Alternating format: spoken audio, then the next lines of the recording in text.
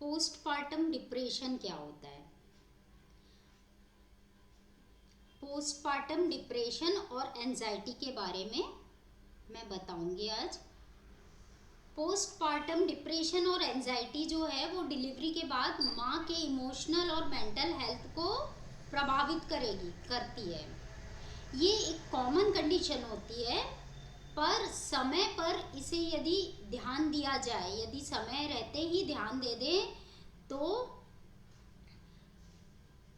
इसका मतलब ये पोस्टपार्टम डिप्रेशन नहीं होता। इसके लिए समय पर ही इसे एड्रेस करना ज़रूरी होता है, क्योंकि ये माँ और बेबी दोनों को के हेल्थ और बॉन्डिंग पर बहुत गहरा असर डालती है। मतलब ये जो पोस्टपार्टम डिप्रेशन है ये माँ और बेबी दोनों की हेल्थ पर बहुत ज़्यादा गहरा असर डालती है, इसलिए इसको पहले ही एड्रेस करना ज़रूरी होता है। अब पोस्टपार्टम डिप्रेशन जो होता है, क्या होता है पोस्टपार्टम डिप्रेशन? एक ये कॉमन प्रॉब्लम है न्यू मदर्स के लिए जो आफ्टर डिलीवरी होता है। पोस्टपार्टम मतलब डिलीवरी के बाद का समय।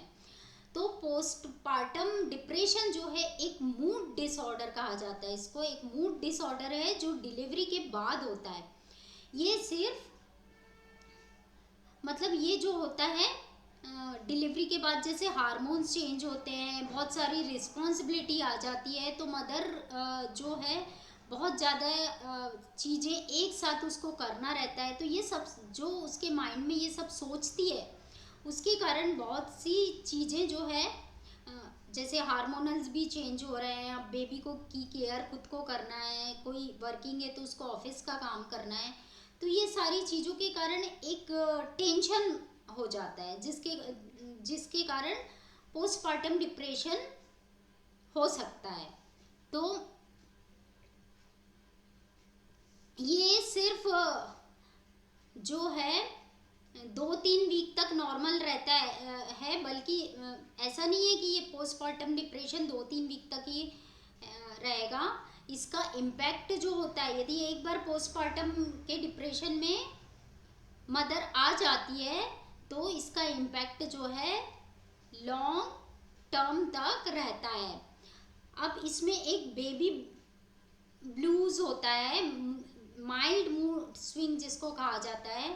थोड़ा मूड स्विंग होगा, थकान होगी, एंजाइटी होगा, और डिलीवरी के 2-3 वीक में ये सारी चीज़ें होती है। ये खुद ही ठीक हो जाता है। मतलब 2-3 वीक में ये सारी चीज़ें, जैसे आफ्टर डिलीवरी बहुत सारी मूड स्विंग होंगे, हार्मोन वापस से फिर से चेंज होंगे, तो उसके कारण थकान होगी, एंजाइटी होगी, और डिलीवरी के 2-3 वीक के बाद ये अपने आप ऑटोमेटिकली ठीक हो जाता है। इसके लिए कुछ करने की ज़रूरत नहीं होती है।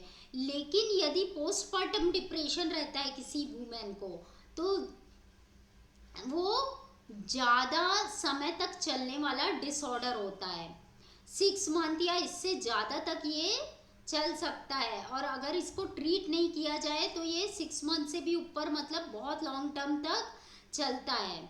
तो ये जो है इसको आप सही समय पर ध्यान देना ज़रूरी है मदर के ऊपर, कि कहीं न्यू मदर जो है वो पोस्टपार्टम डिप्रेशन में तो नहीं जा रही है। तो यदि ऐसा कुछ उसको लगता है तो अपने पार्टनर के साथ सारी चीज़ों को शेयर करना चाहिए, रिस्पॉन्सिबिलिटी को शेयर करना चाहिए, और जो भी मन में जो सोच है, थॉट है, वो अपने पार्टनर से या अपने फैमिली मेम्बर से शेयर करेंगे तो ये पोस्टपार्टम डिप्रेशन की प्रॉब्लम नहीं होती है। पोस्टपार्टम एंजाइटी क्या होता है? पोस्टपार्टम एंजाइटी एक ऐसी कंडीशन है जिसमें माँ एक्सट्रीम वरी में, मतलब एक्सट्रीम चिंता में और स्ट्रेस में होने लगती है। मतलब मदर को बहुत ज़्यादा चिंता हो जाती है, बहुत ज़्यादा स्ट्रेस होने लगता है, जो नॉर्मल लाइफ को भी इम्पैक्ट करता है। एंजाइटी जो है वो काफ़ी बार पोस्टपार्टम डिप्रेशन के साथ ही होती है। तो एंजाइटी के कारण भी ये सिचुएशन ऐसा है कि बहुत ज़्यादा सोच रही है, बहुत ज़्यादा टेंशन में आ गई है, तो ये माँ और बच्चे दोनों पे इफ़ेक्ट हो जाता है। यदि वो पोस्टपार्टम डिप्रेशन में तो अपने बेबी की केयर भी प्रॉपर नहीं कर पाएगी, तो इससे बेबी की केयर करने में भी उसको प्रॉब्लम होगी और खुद की भी तो केयर नहीं कर पा रही है। तो ये दोनों चीज़ें जो है ये बहुत ज़्यादा मदर बेबी दोनों पे इफेक्ट होता है इसका। अब पोस्ट पार्टम डिप्रेशन जो है उसके सिम्टम क्या है, कैसे पता करें कि कोई न्यू मदर है और डिलीवरी हो गई है, पोस्टमार्टम में है। तो ऐसे कुछ कॉमन सिम्टम मैं आपको बता रही हूँ जिससे पता चले कि वो पोस्टमार्टम डिप्रेशन में आ रही है। इमोशनल इमोशनल सिम्टम ये होते हैं बार बार रोना, हर छोटी छोटी सी बात पे रोना, एक्सट्रीम सैडनेस होना, बहुत ज़्यादा मतलब उदास रहना और मूड स्विंग होना, चिड़चिड़ापन होना, कॉमन हर छोटी छोटी सी बात में चिढ़ जाना, बेबी के साथ साथ कनेक्ट नहीं कर पाना, यदि बेबी रो रहा है तो इरिटेट हो जाना, ये सारी चीज़ें जो हैं इससे आप समझ सकते हैं कि मदर पोस्टमार्टम डिप्रेशन में जा रही है। अब फिजिकल सिम्टम्स भी कुछ ऐसे आते हैं जिससे आपको पता चल सकता है कि मदर पोस्टमार्टम डिप्रेशन में जा रही है। जैसे फिजिकल सिम्टम में जैसे बहुत ज़्यादा थकान होना, लो एनर्जी लगना, नींद की प्रॉब्लम ज़्यादा, एकदम इतनी ज़्यादा नींद आना कि हमेशा सोने का मन करे, भूख कम लगना, और किसी किसी मदर को तो भूख भी कम लगती है और कोई कोई मदर स्ट्रेस में बहुत ज़्यादा फूड लेती है, मतलब बहुत ज़्यादा भूख लगती है। तो ये फिजिकल सिम्टम्स है जो मैं आपको बता रही हूँ। और एक कॉग्निटिव सिम्टम्स भी होते हैं, जैसे कोई भी डिसीजन के बारे में सोचना या उसको लेने में बहुत दिक्कत हो रही है, बार बार सेल्फ डाउट रखना अपने आप में कि मैं ये नहीं कर पाऊंगी, खुद में गिल्ट फील करना कि मैंने ऐसा नहीं करी, मैं अपने बेबी को ऐसा नहीं कर पाऊंगी, या जो भी एक्स वाई जेड जो भी है उसके बारे में कि मैं ये ऐसा नहीं कर पाऊंगी। तो ये अपने आप पे सेल्फ डाउट रखना ये भी एक सिम्टम है। सोचने की क्लियरिटी जो है ना वो कम हो जाती है। पोस्टमार्टम डिप्रेशन का ये सिम्टम है कि आपकी माइंड की सोचने की जो कंडीशन है वो कम हो जाती है, क्लियरिटी नहीं होती है सोच में, आप डिसीजन लेने में आपको बहुत टाइम लग रहा है कि दिक्कत मैं क्या करूं क्या नहीं करूं। तो ये पोस्टमार्टम डिप्रेशन के सिम्टम हैं। और फिर एंजाइटी के सिम्टम्स क्या हैं, यदि मदर पोस्टमार्टम के बाद एंजाइटी में जा रही है तो उसके सिम्टम ये होते हैं कि छोटी छोटी चीज़, हर छोटी छोटी चीज़ के लिए बहुत ज़्यादा चिंता करना। जैसे बेबी को थोड़ा सा कुछ हो जाता है तो बहुत ज़्यादा सोचने लगना कि क्या हो गया है, कैसे होगा, ठीक होगा कि नहीं, उसकी सेफ्टी के लिए उसकी हर छोटी छोटी चीज़ को बहुत ज़्यादा सोचना। और हार्ट रेट जो है, दिल की धड़कन जो है वो तेज़ी से बढ़ना, या चेस्ट में थोड़ा सा टाइटनेस टाइप का फील होता है। कभी कभी पैनिक अटैक भी आ जाते हैं कि बहुत ज़्यादा एकदम पैनिक हो जाते हैं, तो संभालना थोड़ा मुश्किल होता है। अब ये सब पोस्टमार्टम डिप्रेशन और जो एंजाइटी है वो क्यों होता है, किस कारण होता है। तो मेडिकल कंडीशन के हिसाब से, मेडिकल के हिसाब से, डॉक्टर्स के हिसाब से ये होता है हार्मोनल चेंज के कारण। साइंस ये बोलता है कि ये हार्मोनल चेंज, क्योंकि क्या होता है प्रेगनेंसी के बाद एस्ट्रोजन और प्रोजेस्ट्रॉन जो हार्मोन है इसका लेवल रैपिडली ड्रॉप हो जाता है, रैपिडली एकदम अचानक से गिर जाता है, जो मूड और जो मदर के मूड और इमोशन पर डायरेक्टली प्रभाव डालता है। तो उससे क्या होता है, उससे ये चिड़चिड़ापन आता है।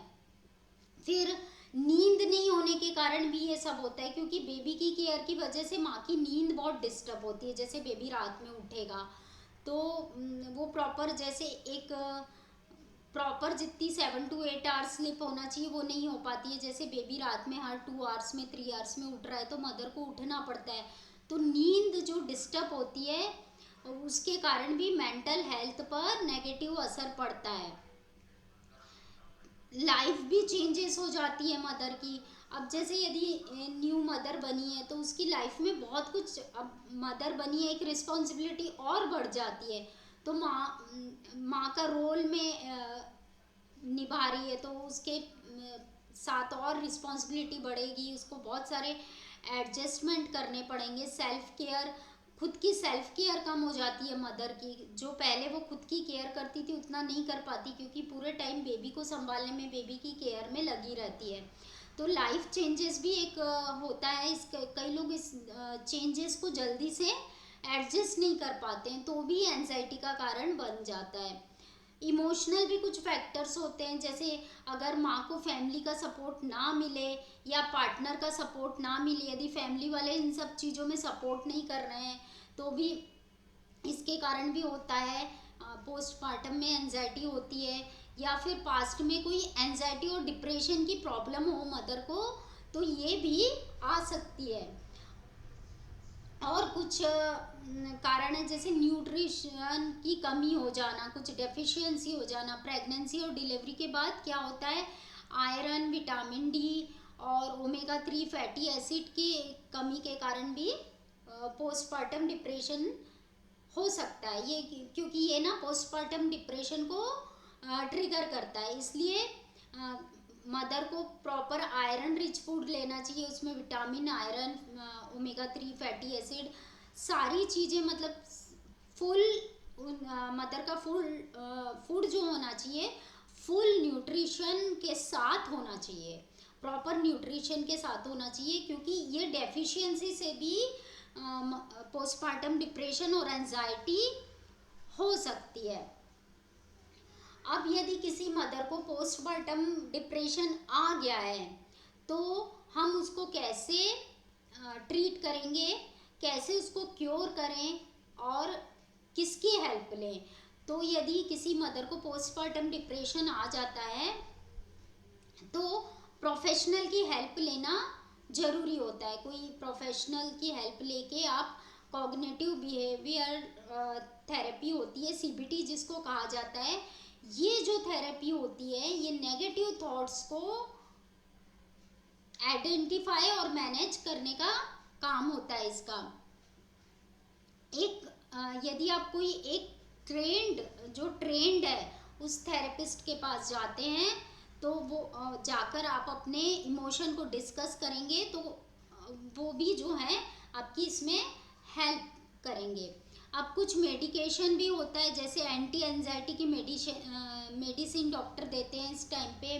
एंटी डिप्रेशन वाली कुछ मेडिसिन जो होती हैं, कई मदर को बहुत ज़्यादा डिप्रेशन हो रहा है, बहुत ज़्यादा एंजाइटी हो रही है, तो यदि वो डॉक्टर से कंसल्ट करते हैं, तो डॉक्टर प्रिस्क्राइब करते हैं, एंटी डिप्रेशन वाली मेडिसिन देते हैं और एंटी एंजाइटी वाली मेडिसिन को देते हैं, और उसको कंटिन्यू करने के लिए बोलते हैं। फिर ये हो गया। उसके बाद आपको सपोर्ट की, मदर को सपोर्ट की भी बहुत ज़रूरत होती है, तो वो अपने पार्टनर से, फैमिली और फ्रेंड से बात करें, अपने जो भी उनके क्लोज हैं उनसे बात करें, और अपनी जो भी प्रॉब्लम है उसको बताएं। और क्योंकि किसी से आप यदि प्रॉब्लम शेयर करते हो, तो वैसे ही, अपना बोलते हैं, किसी को अपने मन की बात बताओ तो मन हल्का हो जाता है, तो वैसे ही यदि सपोर्ट सिस्टम कोई रहे, उनसे बात करें, उनका सपोर्ट लें, तो वो भी बहुत हेल्पफुल हो जाता है। अगर यदि पॉसिबल हो तो एक पोस्टपार्टम सपोर्ट ग्रुप ज्वाइन कर सकते हैं, जिसमें आप एक दूसरे से अपने इमोशन शेयर कर सकते हैं। फिर आपको अपनी सेल्फ केयर प्रैक्टिसेस भी करना है। बेबी के सोने के टाइम पे आपको रेस्ट करना है। जैसे यदि आपके बेबी का टाइम टेबल जिस हिसाब से है कि कब सो रहा है, कब उठ रहा है, तो उस हिसाब से, जैसे जिस टाइम पे बेबी सोया है उस टाइम पे मदर रेस्ट करें। तो क्या है, नींद भी प्रॉपर नहीं होने से, स्लीप डिस्टर्ब होने से भी डिप्रेशन और एंजाइटी होती है। तो सफिशिएंट यदि स्लिप होगी, तो ये प्रॉब्लम काफ़ी हद तक क्योर हो जाएगी। फिर डाइट, मदर की डाइट पे बहुत ज़्यादा ध्यान देना है। आयरन रिच फूड देना है, जैसे हरी पत्तीदार सब्जियां, जैसे पालक हो गई, मेथी हो गई, जैगरी भी बहुत अच्छा आयरन का सोर्स है। खजूर ले सकते हैं। ओमेगा 3 फैटी एसिड ले सकते हैं। यदि आप वेज हैं तो फ्लैक्सीड ले सकते हैं, अखरोट ले सकते हैं ओमेगा 3 में। ये सारी चीज़ें आप ले सकते हैं। विटामिन डी के सप्लीमेंट्स यदि ज़रूरत हो तो विटामिन डी ज़रूर लें। कैल्शियम भी डॉक्टर प्रिस्क्राइब करते हैं पोस्टपार्टम में, डिलीवरी के बाद। हाइड्रेट रहना बहुत इम्पॉर्टेंट होता है मदर का। मदर को हाइड्रेट रहना बहुत ज़रूरी रहता है। दिन में कम से कम 2 से 3 लीटर तो पानी उनको पीना बहुत इम्पोर्टेंट रहता है। और उसके बाद यदि पोस्टपार्टम में आप आ गए हैं, तो जैसे आपकी सिजेरियन डिलीवरी हो गई है या नॉर्मल हो गई है, तो आप 6 वीक में थोड़ी बहुत जेंटल एक्सरसाइज स्टार्ट कर सकते हैं। यदि आपका सिजेरियन हुआ है तो आप 8 वीक के बाद डॉक्टर के कंसल्ट से एक्सरसाइज और योगा कोई भी ग्रुप क्लासेस ज्वाइन करेंगे, तो ग्रुप में भी जाने से आपका मूड थोड़ा चेंज होगा, आपका थोड़ा मतलब ग्रुप में मिलेंगे आप लोगों से, तो उससे भी काफ़ी फ़र्क हो जाता है। फ्रेश एयर में वॉकिंग करें, पोस्टनेटल योगा की क्लास ज्वाइन करें, जैसा कि मैंने बताई, ग्रुप क्लासेस ज्वाइन करें। ग्रुप क्लासेस में आप अच्छे से अपनी एक्सरसाइज और योगा को एंजॉय कर सकते हैं। वॉकिंग भी आप करें तो फ्रेश एयर में वॉकिंग करने से स्ट्रेस रिड्यूस होता है। तो आप नेचर में जाके, नेचर से कनेक्ट हो, नेचर में जाके आपको वॉक करना है। मेडिटेशन आपको ज़रूर करना है, आप ज़्यादा नहीं कर सकते तो डेली 5 to 10 मिनट्स आपको मेडिटेशन करना है, जिससे आपका माइंड काम रहेगा। और आपको प्राणायाम की भी प्रैक्टिस करना है, जैसे नाड़ी शोधना प्राणायाम, भ्रामरी प्राणायाम, ये 2 प्राणायाम बहुत अच्छे हैं। ओम चैंटिंग आप कर सकते हैं, आप नेचर में जाके प्राणायाम कर सकते हैं। तो ये जो है स्ट्रेस लेवल को काफ़ी हद तक कम कर देता है। तो मतलब आपको अपने डेली लाइफ में, डेली रूटीन में ये सारी चीज़ों को ऐड करना रहेगा, जो बहुत कुछ हेल्प करेगा। कुछ आयुर्वेदा के मैं आपको टिप्स बताती हूँ, जो पोस्टपार्टम डिप्रेशन और एंजाइटी को कम करने में हेल्प करते हैं। आयुर्वेदा बोलता है अश्वगंधा लें। अश्वगंधा जो है स्ट्रेस को रिड्यूस करता है और मदर की एनर्जी को बूस्ट करता है। भ्रामरी लेने के लिए इसलिए कहा जाता है क्योंकि वो मेंटल क्लियरिटी और फोकस को इन्हेंस करता है। भ्रामरी शतावरी जो है, शतावरी लेने के लिए इसलिए बोला जाता है कि शतावरी हार्मोनल बैलेंस को और मूड को इम्प्रूव करती है और लैक्टेशन को भी बढ़ाती है। हर्बल टीज बोला जाता है कि तुलसी की चाय लें। तुलसी जो है वो भी स्ट्रेस को कम करती है। अब ये पोस्टपार्टम डिप्रेशन के बारे में मैंने आपको पूरा बताई। अब लाइफ स्टाइल के कुछ टिप्स बताती हूँ कि आपको पोस्टपार्टम रिकवरी के लिए लाइफ स्टाइल टिप्स आपके लिए बहुत इम्पोर्टेंट है कि लाइफ स्टाइल में क्या क्या आपको टिप्स फॉलो करना है।